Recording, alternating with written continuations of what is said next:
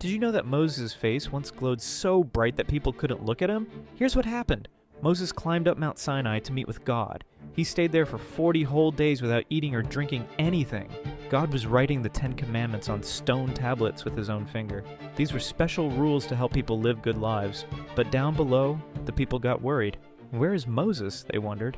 What's taking so long? Then Moses finally came down the mountain carrying the heavy stone tablets. But something amazing had happened to him. His face was shining like the sun. He had been so close to God that God's glory made his face glow with bright, heavenly light. The people were scared and couldn't even look at Moses. The light was too bright for their eyes. So Moses had to put a veil over his face when he talked to them. When we spend time with God, he changes us too.